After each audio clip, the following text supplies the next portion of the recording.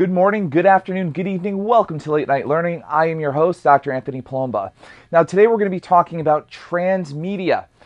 This is a kind of a cross-platform method in which film studios, TV studios, video game studios are able to exploit intellectual property. And so with transmedia, it's kind of a funny phrase, and you might have heard it used in a whole bevy of ways. But really what it gets down to is this notion of having some sort of story being told across particular platforms. And so this has kind of been a device, a storytelling device that has been around for quite some time, really going back to the 1960s and 70s. And so today we're kind of going to go through a brief historic overview of it, kind of delving into what it is, and then kind of wrapping up with how do we create transmedia ecosystems, how do we get consumers involved, and what can we anticipate when we all try to create our own transmedia ecosystems. Let's take a look at the first slide. So, origin story. The modern notion of what transmedia is, it really began in the 1960s when executives were embracing a strategy known as media mixing. So it was this idea of combining television shows with merchandise and basing television and film off of other movies and such. And so by the 1970s, transmedia starts to appear. We see it in Star Wars, which is the first major film franchise that embraced toys and figurines and things like that. But really in the 1970s, we also have the advent of Saturday morning cartoons. This idea of children getting up in the morning and being the first to run to the television sets and being exposed to a whole block of cartoons, generally from about 7 a.m. to about 12 p.m. Let's go to the next slide. And so Saturday morning cartoons goes through the 1970s into the 1990s, and we can see it with some of the cartoons here. I myself am 31 as of this airing, and so some of the cartoons I'm looking at here, I've seen. I see the Gummy Bears. I watched Rocky and Bullwinkle, the new edition. I definitely watched Muppet Babies. I absolutely watched Teenage Mutant Ninja Turtles. Why did this work? Why did this process work? Well, cartoons were used as a kind of advertising technique. And if you think about it, if you're going to tune in to Ninja Turtles and you're going to learn about Shredder and Leonardo and Michelangelo and Donatello and Raphael, you're going to say to yourself, I'd like to be a part of it. And so this is very, very different from previous generations that were exposed to entertainment content. If you were watching Howdy Doody, if you were watching The Andy Griffith Show, or I Love Lucy, and you were 5 or 10 years old, you didn't have figurines, you didn't have video games, you didn't have comic books of I Love Lucy, you didn't have anything. It was just the TV show. And up through the Brady Bunch and all of those shows that were popular with younger audiences, there really wasn't more. Yeah, you might have found a cup or a mug with maybe I Love Lucy on it or the Brady Bunch, but there weren't any figurines, there weren't any comic books, there weren't any video games. And so this process worked in the 1980s, especially through the 1990s, up until the Children's Television Act of 1990, because it was a process that allowed for the cartoons to serve as advertisements. Let's think about that for a second. You're watching a television show, you're 7 years old, let's say it's Teenage Mutant Ninja Turtles, you're learning how the ecosystem should play out. You're learning that Leonardo and Donatello and all of the turtles are heroes. We have to defeat Shredder. Splinter is our mentor / father. You learn all of the rules of the ecosystem. And I say ecosystem because the Teenage Mutant Ninja Turtles franchise especially, and I know this being a fan and having grown up with it myself, created and produced comic books, cartoons, movies, video games, and figurines, and anything that you can imagine, Halloween costumes, anything that you can imagine was created. And so a spectrum is developed, right? Maybe at the one end, it's a TV show, right? Yeah, you really can't do much with it. You kind of sit there. It's a passive experience. I'm learning about the ecosystem. I don't have much to do with it. And then maybe you move over to comic books, right? We think about comic books. I'm reading about the comic books and I'm reading the stories within the comic books, but I'm also thinking about the characters and how the characters are construed. And I'm thinking about, well, I wonder if so-and-so sounds like this, or this is what I think Donatello would say in this situation, or I think Leonardo would wave his sword this way, like based on the comic strip. So there's a little bit more that the audience can add to the experience. And then you move further along into video games, for instance, in which you have control over the character. And yeah, the setting is kind of predetermined because it's a video game, but now you're having a little bit more control over the character. You're creating a parasocial interaction, kind of a one-sided relationship, if you will. Leonardo will never be able to talk back to you, per se, but there is some sort of engagement with the avatar.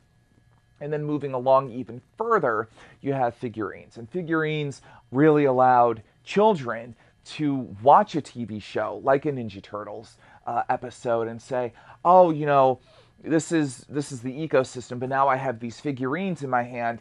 I can do whatever I want. I can create whatever kind of world that I want, and I can add my own imprint onto the transmedia universe that's been created by advertisers and cartoon creators. And so going back to the slide, it works because ultimately these cartoons were advertisements and sometimes toy commercials, especially in the 1980s and even in the early 1990s, served as advertisements. If you watch some of the toy commercials, Teenage Mutant Ninja Turtles, anything like that, Batman, a lot of the commercials were spliced with cartoon clips. So children really couldn't tell the difference between advertisements and cartoons. And so this was something that a lot of parents and politicians became concerned with, because commercials were kind of tricking youngsters into being interested in these products and services. And they really weren't demarcating these commercials as commercials properly. And so the FCC did step in, and the Children's Act of 1990 was created to kind of curb these advertisements toward children. Let's move along. So I mentioned franchises earlier: Star Wars, Ninja Turtles, Transformers. Each franchise contains multimodal content featured on multiple platforms. And so even with Transformers, you know, there are comic books, toys, films. Again, there's this idea that storytellers can create any kind of story and then decide on which platform it belongs on. Let's move along. So, ultimately, what is transmedia? Transmedia storytelling is used to extend original intellectual property across multiple platforms. It's this idea that it's not enough just to have a story. On what platform does what belong on? That's an interesting problem to have.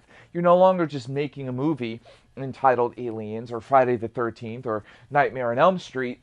You're thinking about, where does this story belong on the spectrum of available platforms? And in this photo you can see I have a video game controller, I have an Instagram app, I have a cell phone, I have virtual reality headset gear, I have a movie camera, I have a Twitter feed, I have a laptop, I have a book.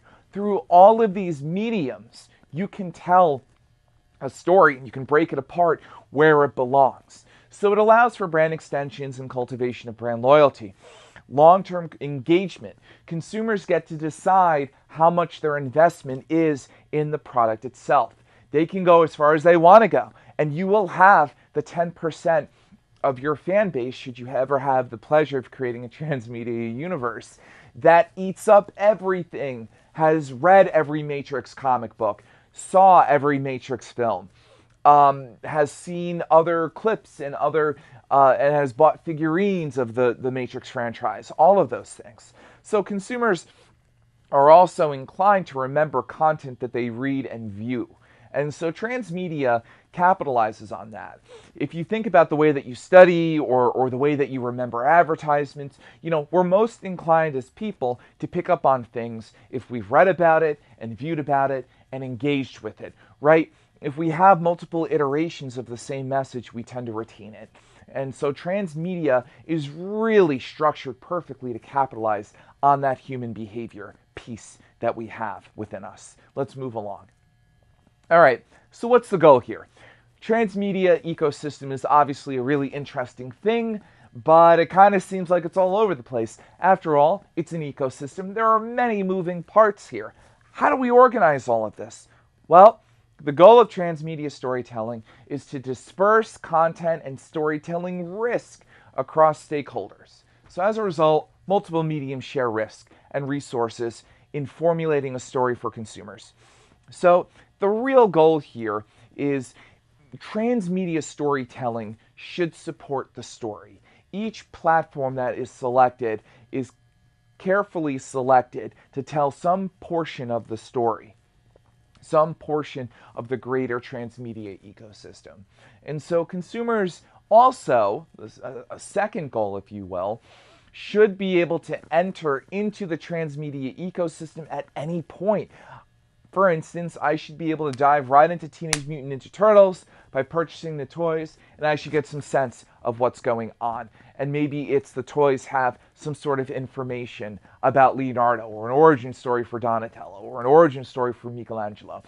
I should also be able, from the toys, to be able to start reading the comic books and not get lost, right? If I'm delving into the comics and I have the figurines, there should be some sort of linkage, something that makes sense between the two different platforms.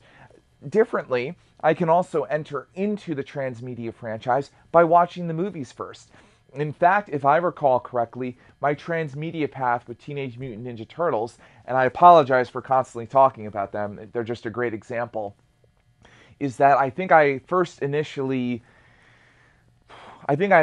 saw the shows first, then bought the figurines, then saw the movies. I think that was the pattern for me in particular.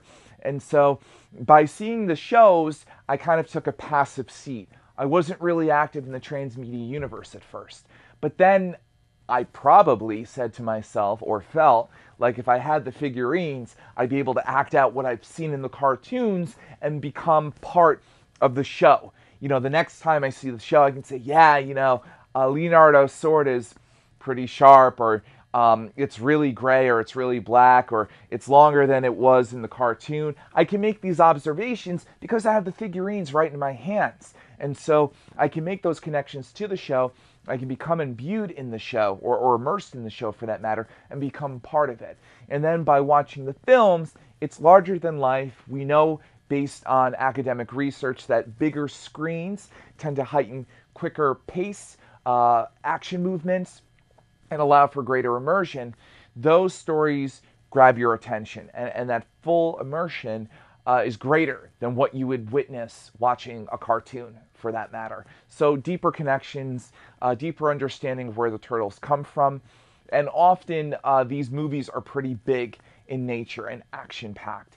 And so they're a little bit more violent than the cartoon version of the Ninja Turtles as well. And so it kind of gives a more real-world depiction, right, of what the Teenage Mutant Ninja Turtles were and are. And so for me, I was able to kind of move into the realm or the mindset of what would the Ninja Turtles be like if they were in reality. And the movies, at least the first two, did a really good job of kind of immersing the Turtles in reality. And so kind of, blurring the line between reality and fiction. And so I would say that was a really successful venture by the Teenage Mutant Ninja Turtles franchise. Let's go to the next slide. And so breaking down each medium, it's not enough just to say, oh yeah, video games, TV shows, and comic books, and magazines. What can each one really offer? So from what I've studied and what I've seen, this is kind of my take on transmedia storytelling. For video games, it allows audiences to connect to an avatar and live vicariously through it, right? You get to control Mickey Mouse. You get to control Leonardo. You get to control Neo, the one from the Matrix, or one of the Transformer robots. You get to kind of have total immersion and flow within the video game. There have been studies that have been done on this. And your connection to the character is greater because you can have a parasocial relationship or one-sided relationship with a TV character, as I had alluded to earlier. And with a video game character, certainly you kind of could make the argument that you still have some sort of one-sided relationship because you don't really get to talk to the video game character. Although I do think it's deeper than a traditional parasocial relationship. I can have a relationship with Ross from Friends, but him and I will never talk. However, in a video game environment, I am making Mickey Mouse jump and throw marbles or whatever else he's throwing in the video game. And so I get to understand the character better. I take on the character's risk because I am playing as him, and him and I are on a journey together. I am no longer taking a passive seat and learning from him, oh, this is what Disneyland is supposed to be like, or whatever the Mickey Mouse ecosystem is. Differently with television, we know that television is kind of a foundational manual for how transmedia ecosystems work. It's a how-to manual. It's a TV Bible. It's educating the audiences. Oh, these are the villains. These are the heroes. This is what Mickey Mouse sounds like. These are the mannerisms. These are the attitudes. This is everything you need to know about the world. This is everything you need to know about the settings. And so it's very passive because you're not really having much input in it. You're really sitting back, listening to the story, and you're being provided a baseline. Comic books are a little bit different than this. The audience members are able to map out a little bit more. Yes, in a comic book strip, you can see Leonardo and Michelangelo beating up the Ninja Turtles. You can see the Transformers taking on evil robots. You can see Neo running away from Mr. Smiths in the Matrix. But through all of those features, you're the one who has to figure out, what do they sound like? What are their mannerisms like? Yeah, you get little snippets and photos and pictures of things, but it's not continuous, right? It's not a strip of film. And so comic books allow audience members to read into it a little bit more and to put and map on a little bit more what they think might be going on in that particular world. Magazines and newspapers are wonderful for transmedia content, although they're often not used as a transmedia platform, but they do allow for in-depth insights into a particular story. So if you have a transmedia ecosystem, if you're doing content for, let's say, The Walking Dead, that's a great transmedia franchise, you can take out a magazine article and provide an in-depth story. In fact, Orange is the New Black put out a branded content article in the New York Times a few years ago about women in prison. And that was really a wonderful thing that they did, the producers of Orange is the New Black on Netflix, because it allowed audiences to take a deep dive, right? A really deep dive in reading about women's prisons and understanding what goes on in women's prisons. You might watch Orange is the New Black and say, well, how much of this is real? We know that this happened to a woman, and we know that this is based on a book, but how much of this is factual? And if it's not factual, well, how much of this is likely to happen in a women's prison? And so it's important to even consider newspapers and magazines because some of your audience members really, really crave information. And if you can get people to sit down and to read about something, it provides deeper storytelling. And for some people, they're going to crave that. I have some friends that have read the entire series of Game of Thrones, the entire book series. And it's books, it's film, and there's some digital interactive media content out there as well for Game of Thrones. And so that franchise, which I am sure will continue to build long after its HBO TV series is gone and off the air, that, having that first, and it's the same thing with the Lord of the Rings franchise, having the books out first, you have fans that are so passionate because they've committed so much. They've invested, oh my goodness, they've invested so much. Think of it as this. If you buy a house, you're always making repairs, right? You're always making investments. You're fixing faucets. You're fixing bathrooms. It's kind of like transmedia storytelling. If your consumers have invested so much, they've bought new drapes, they've bought new couches, or in this case, they've read the books, they've watched the TV shows, there's so much at stake, then they have to finish. As humans, when we really appreciate something, we want to consume all of it, and transmedia franchises offer us that opportunity to determine when the story ends. When does the story end for you with Game of Thrones? When does the story end with you for Lord of the Rings? When does the story end with you for Harry Potter? These are all transmedia franchises. Books, movies, TV shows, video games, all of those things. And so it's up to you how much you want to know. For me, for Harry Potter, I think I read the first 2 books. I think maybe I've seen 3 movies. That's where the story ends for me. And some of you, I'm sure, are already rolling your eyes thinking, how could you possibly stop at that? But that's the key with transmedia storytelling. You're able to kind of see where your consumers begin and end. And that's kind of really valuable when you're thinking about where to spend advertising money, where to market your products across platforms for your transmedia ecosystem as well. So while it seems kind of dispersed and all over the place, you actually get a reading on which platforms work out best for your audience. Oh gosh, nobody watched the show, but everybody read the books. That's interesting. You get to have those kinds of insights if you create a transmedia ecosystem in which your story is spread out. It's a different kind of audience measurement, and it leaves for a really terrific audience analysis. Let's move on. So, again, as we were talking about earlier, movies are used for kind of uninterrupted immersion of high-quality cinematography. The Teenage Mutant Ninja Turtles TV show that I saw was not what the movie was. The movie was high quality, great action scenes, great dialogue. It was really a piece of high quality artwork compared to the TV cartoons. And I'm not besmirching the Ninja Turtle TV cartoons. It's just the movie has a bigger budget, it's more refined, and it's more focused. For social media, it allows you to have one-on-one customized interactions with consumers. Consumers can tweet at Starbucks. You can tweet at Wendy's. You can tweet at Honda. Many of these brands operate like people. And in fact, Game of Thrones, some of the characters have Twitter handles in which you can tweet at the characters on Game of Thrones.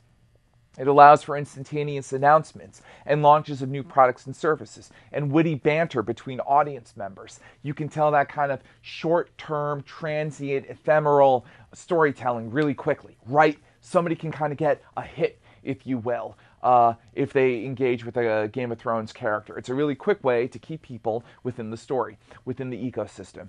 Websites offer consumers interactive storytelling. You can engage in passive storytelling. You can engage in interactive storytelling. For The Dark Knight, there were police files on the Dark Knight website as part of the campaign to hype the Dark Knight movie. And so websites offer an array of different things to show audience members. Let's move along.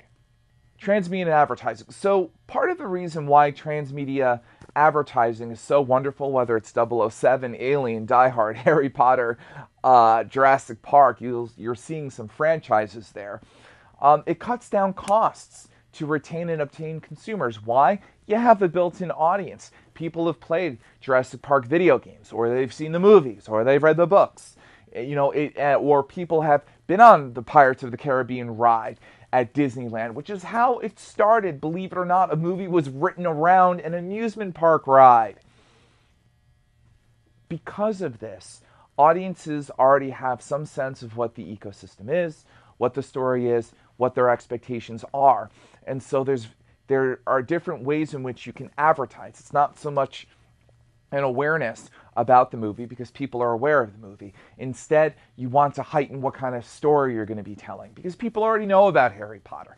I'm already aware of the dude. Tell me what the next story is. Tell me what the next movie is. There's no movie as far as I know before I get yelled at. But because of that, if you look at advertisements for these franchises, they're not describing what it is. They're telling you what's going to be discussed in this next chapter of Lord of the Rings or The Hobbit or Taken or what have you.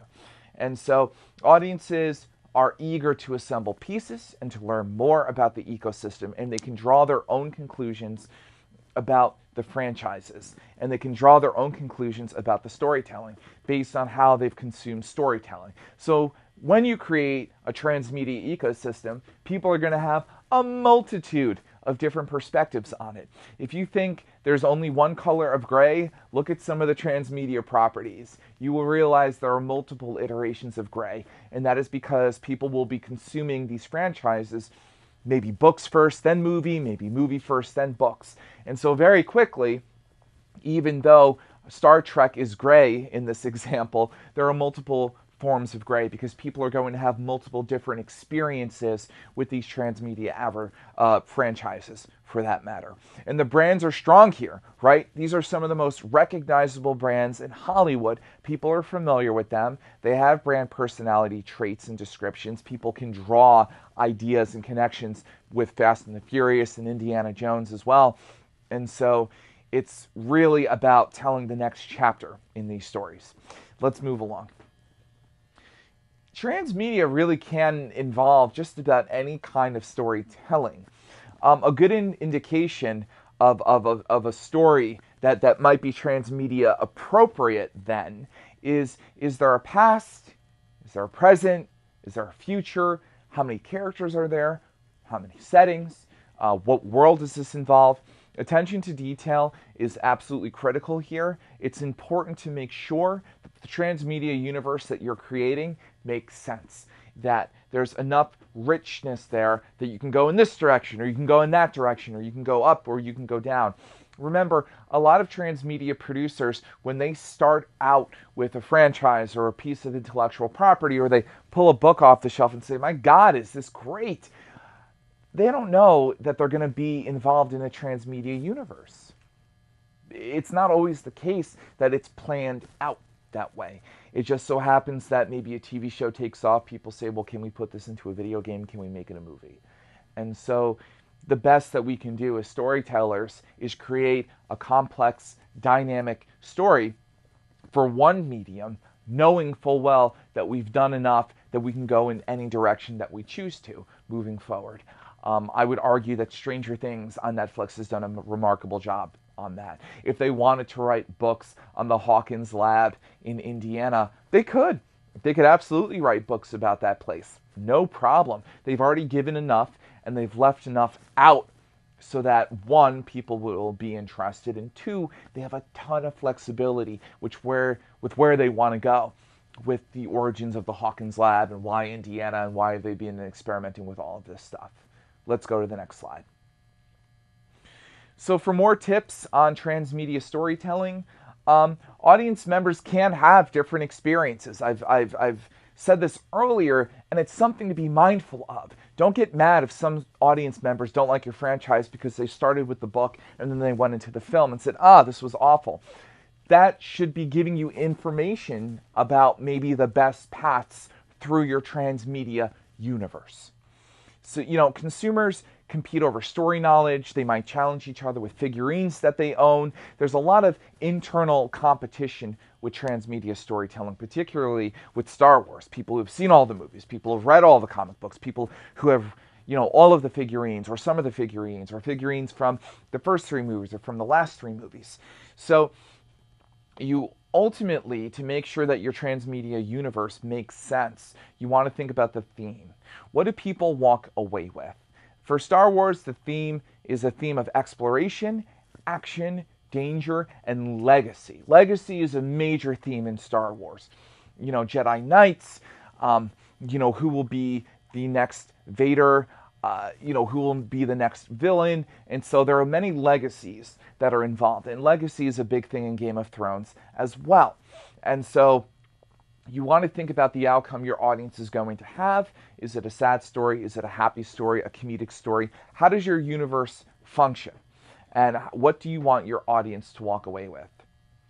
And so when we think about transmedia storytelling, the key things I think to remember are starting with a good story on one platform. That's crucial. If you leave enough unexplained, but explained enough to tell a story, then you will allow yourself different touch points that you can expand upon later on. Your audience is going to have different perceptions of your franchise. That's just how it goes.